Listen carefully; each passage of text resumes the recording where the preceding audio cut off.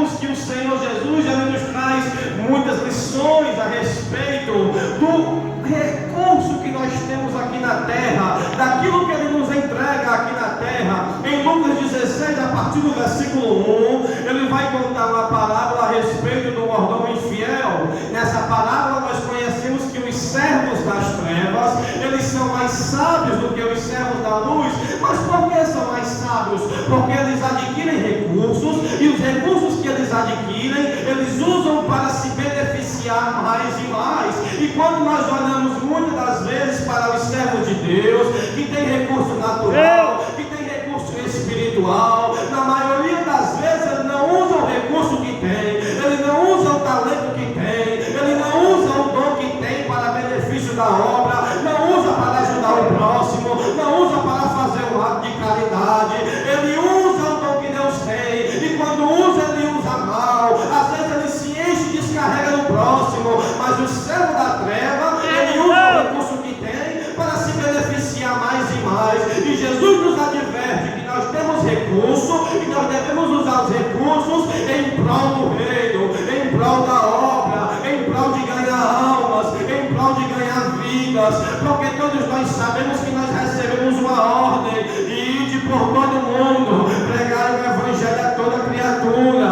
Quem crê e for batizado será salvo, quem não crê já está condenado. Marcos 16, Mateus 28, Jesus fala: ide por todo mundo, fazei discípulos e batizai em nome do Pai, em nome do Filho, em nome do Espírito Santo. Aqui nós vemos claramente qual é o maior propósito de Deus para o homem. Não é da chave de carro, não é da chave de casa. Tudo isso é muito bom, eu também gosto, mas a prioridade do nosso Senhor Jesus Cristo é que nós venhamos a levar a palavra para a salvação das almas, para livrar as almas do inferno, para livrar as almas da morte espiritual, para que tenham o nome escrito no livro da vida e possam receber a sua salvação.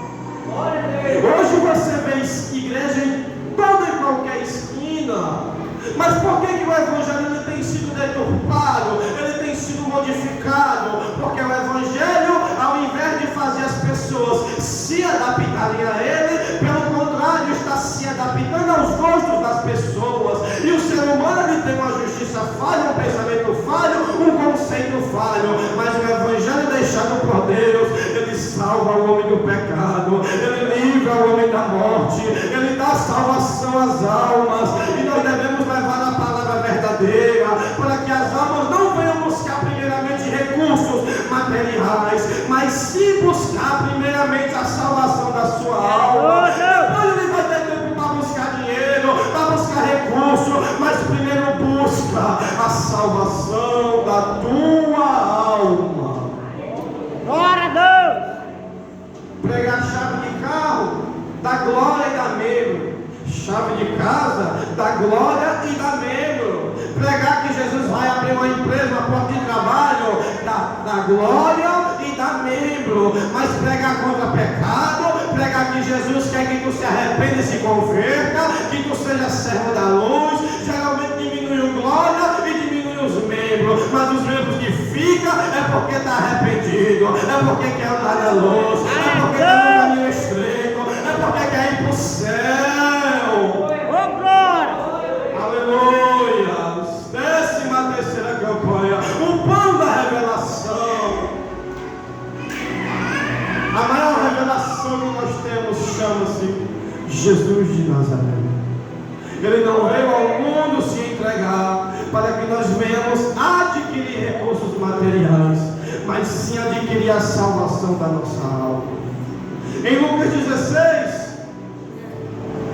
Jesus também nos ensina a respeito da autoridade da lei. Ensinando sobre isso, ele fala que é mais fácil passar o céu e a terra do que sumir um tio da lei. O que ele quer dizer com isso? Que a mesma palavra que valia ontem é a mesma que vale hoje. Desobedecer a Deus no Antigo Testamento era pecado e causava morte. Hoje também é pecado e causa um salário que é morte. A lei de Deus Testamento, ela era uma lei que era dividida em 3 partes: lei cerimonial, lei civil e lei moral. Lei cerimonial dizia a respeito do culto, as cerimônias de se fazer no culto. As leis civis diziam a respeito da lei para certos tipos de práticas e para certos tipos de pecados. Nenhuma dessas duas vale para o nosso tempo. Mas a terceira parte da lei era a respeito da lei moral, e essa ainda vale hoje. Roubar foi pecado ontem, é pecado hoje. Matar foi pecado ontem, é pecado hoje. Adulterar era pecado ontem, continua sendo pecado hoje. Passa o céu e passa a terra, mas estas leis morais, elas permanecem. E antigamente as pessoas não conseguiam guardar. Hoje nós temos que guardar. Mas hoje é diferente, porque Deus nos concedeu o Espírito Santo. E o Espírito Santo, quando chega em nós, ele muda a nossa mentalidade. Nós não vamos guardar a lei para querer salvação, porque nenhum homem se salva pelas suas obras. Ele vai ser salvo pela fé, e o Espírito Santo vai lhe fazer amar guardar a lei, vai lhe fazer amar andar nos princípios do Senhor, como uma forma de agradecimento pelo que Jesus fez, pelo preço do pecado que ele já pagou, pela salvação que ele está disponibilizando. Ele vai ter prazer em servir a Deus, ele vai ter prazer em amar a Deus, ele vai ter prazer em obedecer a Deus. Não será mais algo forçado, não será mais algo que ele vai ter disposto em fazer. Pelo contrário, todo servo de Deus que é cheio do Espírito Santo, ele tem prazer em negar o pecado, ele tem prazer em renunciar ao mundo, ele tem prazer em se achegar com Deus, ele tem prazer em guardar a palavra de Deus no coração. Quando o pecado bate no coração de um homem cheio do Espírito Santo, não tem prostituição lá, não tem imoralidade lá, tem a palavra guardada. O Espírito Santo já tomou conta daquele coração. Jesus se levanta e diz: esse corpo já é meu, esse vaso já é meu, aqui tu não entra mais, Satanás. Mas hoje tem se negligenciado um pouco a respeito da lei, a respeito dos mandamentos. Hoje colocaram no meio gospel, colocaram algo dentro da Bíblia chamado não tem nada a ver. Hoje tem muita gente que está no inferno porque ficava dizendo não tem nada a ver. Com Jesus tem tudo a ver. Com Jesus ou é ele ou não é. Com Jesus é céu ou é inferno. Com Jesus é porta larga ou é porta estreita. Com Jesus é caminho largo ou é caminho estreito. Com Jesus ou é justiça ou é juízo. Com Jesus é salvação ou é condenação. Não há meio termo. E hoje a igreja tem se esfriado porque tem se aberto margem para o pecado entrar dentro da igreja. Doutrina não mata crente, mas pecado tem matado a muitos. E quando nós vamos entrar na terceira parte de Lucas 16, Jesus ele nos conta uma parábola a respeito de um rico e de um mendigo. O mendigo ele se chamava Lázaro, mas o nome do rico não é mencionado. Quando nós vamos para Apocalipse, no capítulo de número 20, está escrito que naquele grande dia vão se abrir os livros. O livro da vida será aberto, e o nome que não estiver escrito será lançado no lago de fogo. O nome do rico não está escrito nessa palavra, e ele foi parar no Hades, mas o nome do servo, do mendigo, estava escrito. E todos nós sabemos aonde ele foi parar. Tu não tem que fazer questão do teu nome ser reconhecido no meio da terra. Tu não tem que fazer questão do teu nome ser reconhecido pelo pastor, pelo teu emprego, pelo teu patrão. Tu tem que fazer questão do teu nome ser reconhecido no céu, do teu nome ser reconhecido no inferno, porque certa vez alguns homens em Atos dos Apóstolos foram expulsar demônios em nome de Jesus. conheço Jesus, eu conheço Paulo, mas vocês quem são? E meteram chibada naqueles homens. 2 deles levaram tanta pé que ficaram nus e saíram correndo no meio da rua, porque achavam que tinha nome, mas não tinha, porque achavam que era santo, mas era profano, porque achavam que era justo, mas era injusto, achava que tinha um nome reconhecido no céu, mas nem sequer no inferno esse nome era reconhecido. Queira ser reconhecido no cartório do céu, cadastre nessa noite o teu CPF espiritual. Não tenha prazer em pregar bonito, em louvar bonito, isso é bom, isso é muito bom, mas não salva. O que salva é obediência. Tem irmão que nunca vai pegar no microfone para pregar, mas o testemunho dele é uma linda pregação, e a obediência dele garante a salvação. Hoje os valores têm sido invertidos. Os maiores causadores de escândalos são os maiores pregadores do nosso tempo passado. E hoje tem muito analfabeto aí que está enchendo o céu e esvaziando o inferno, porque ele não é reconhecido no mundo, mas é reconhecido no céu. A parábola do rico e do Lázaro. Uma parábola, meu irmão, é uma história que é contada para retratar uma verdade difícil de se explicar. Quando Jesus foi explicar a respeito do reino de Deus, a respeito da fé, ele costumava contar parábolas, e as parábolas de Jesus eram histórias que geralmente as pessoas conheciam no seu dia a dia.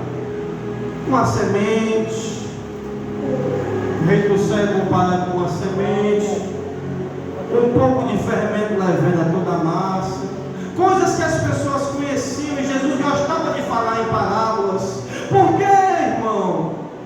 Porque nem todo mundo entendia a parábola.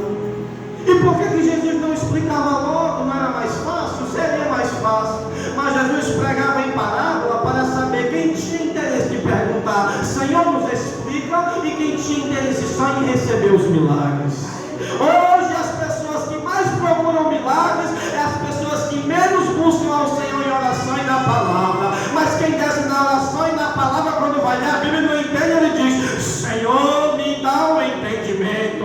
Discípulo, ele não busca milagre. Discípulo, ele não busca reconhecimento. Discípulo, ele chega para Jesus e diz, mestre, nos ensina a orar. Mestre, o que é que significa essas palavras? Mestre, isso o Senhor fala para nós ou fala para todos? Quando Jesus pregava em parábola, ele sabia quem estava comprometido com o reino e quem não estava. Percebam que multidão seguia Jesus. Mas na hora que a mensagem apertava, a multidão sumia e só os 12 ficavam.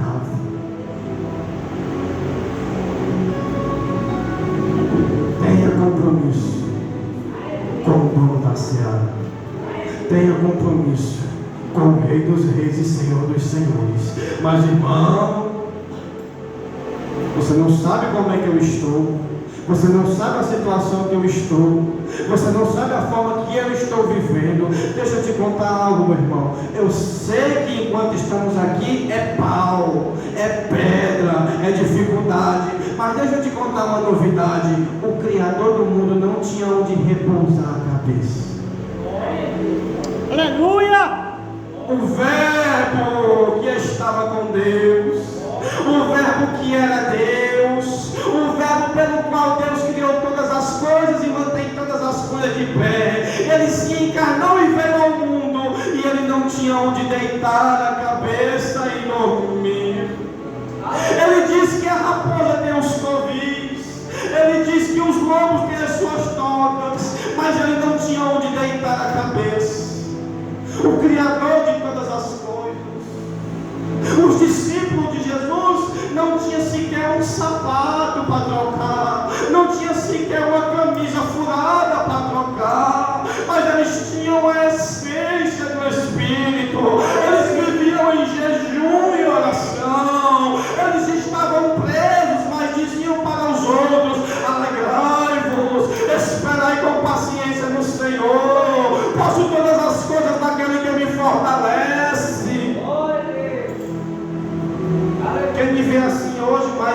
bem vestido e pregando sobre isso, acha que eu nunca passei aperto.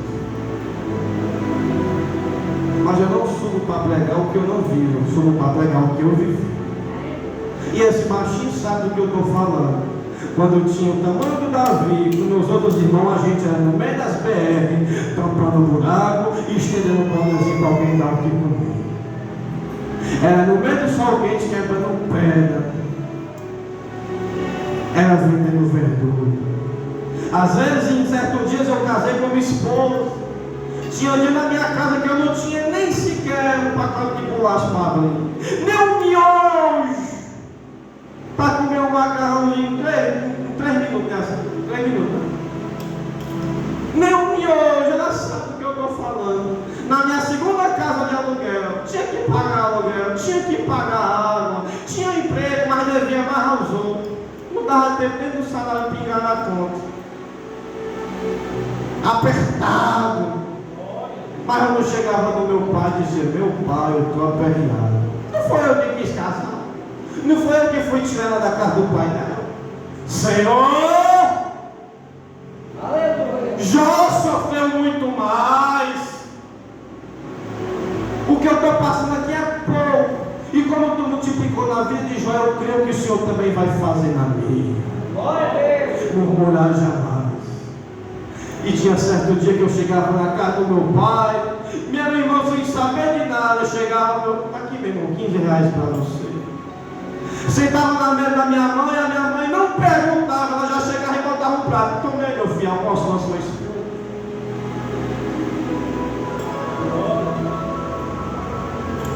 Se uma prata furada e devendo alguém, e alguém vem me cobrar, cheguei pro meu patrão: rapaz, eu tenho aí uns 7 dias de férias, né assim? Ele disse: rapaz, foi compra.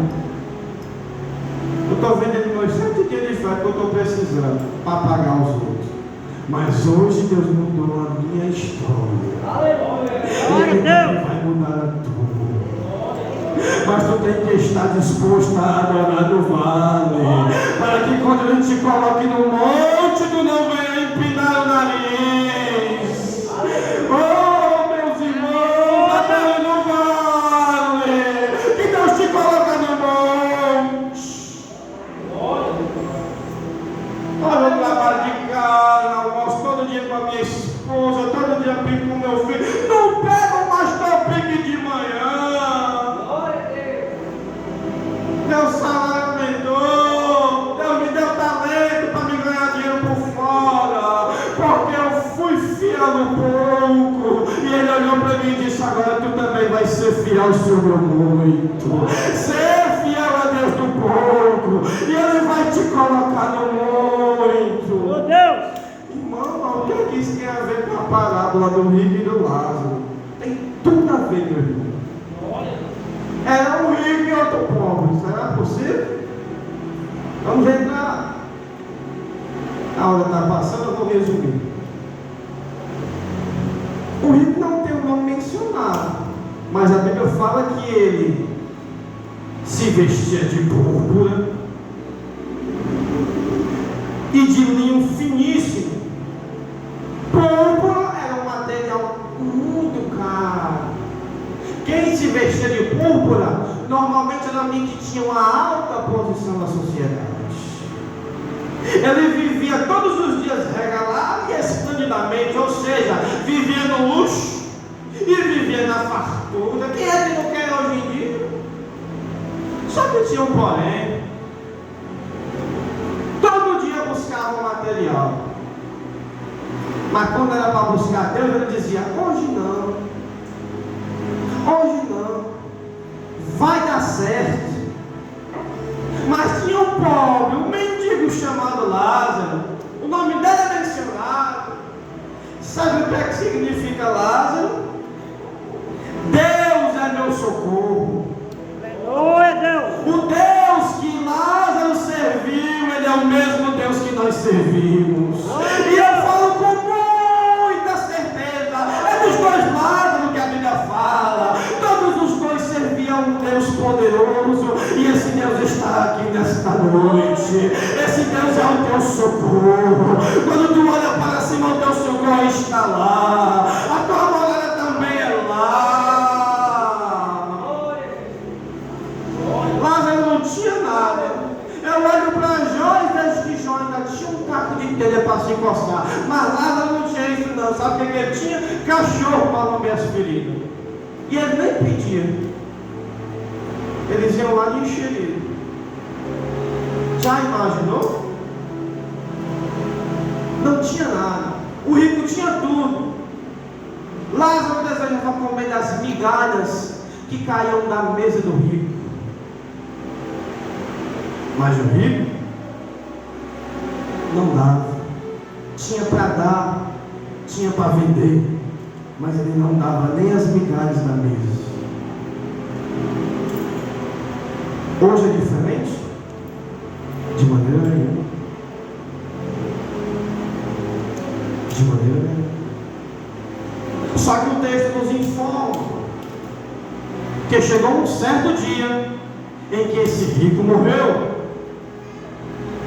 E o texto também nos informa que chegou um dia em que Lázaro também morreu. Só que existe uma diferença. Lázaro morreu, mas a Bíblia nos fala que anjos vieram ao seu encontro e levaram a sua alma para o seio de Abraão, ou seja, para o paraíso. Mas o texto também informa que quando o rico morreu, ele foi sepultado e a sua alma foi parar no Hades, no inferno. Jesus está deixando bem claro que todos que morrem com Deus não entram sozinho no paraíso, ele entra acompanhado de anjos. Anjos o vêm buscar, e anjos vêm o exaltar e os fazem adentrar nas mansões celestiais. Quando você bater as botas, meu irmão, e eu creio que a igreja vai ser arrebatada antes disso, se você chegar a morrer antes, não se preocupe, porque no céu tu não entra sozinho, tu entra acompanhado de anjos. Tu não vai se perder no meio do caminho, porque anjos vão te exaltar até lá. Mas todos aqueles que morrem sem Cristo, os capirotos também vêm buscar, para não ter perigo de ele errar o caminho, vai direto para o inferno. Duro, irmão, esse discurso, mas não é o pão da revelação. Jesus fez questão de revelar para nós qual é o destino de quem morre com Ele e de quem morre sem Ele. Ele colocou as cartas na mesa. Escolhe. Ele estava pregando isso aqui para fariseus. Estava pregando isso aqui para conhecedores da lei. Tem muita gente que entende um pouquinho disso aqui e acha que está salvo. O diabo, meu irmão, ele foi o primeiro teólogo que já pisou nesse planeta. Conhece a palavra de uma ponta a outra, mas não guarda nada. Conhecer não serve. Tem que conhecer e praticar. Lázaro não tinha nada material, mas ele tinha um Deus que quando ele morreu, o socorreu. O rico do inferno olhou para cima e viu Lázaro no seio de Abraão, cheio de fartura agora. Olha a roda virando. A vida é uma roda gigante, é assim que as pessoas falam. Lázaro não tinha nada, mas agora Lázaro tinha tudo. Morreu sem nada, mas entrou no céu com tudo. O rico olhou agora e viu Lázaro no bem bom, e ele sofrendo no fogo do inferno.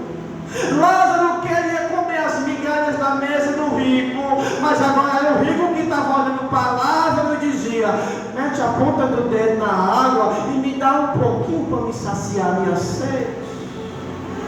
As testemunhas de Jeová falam que quando alguém morre vai ficar dormindo.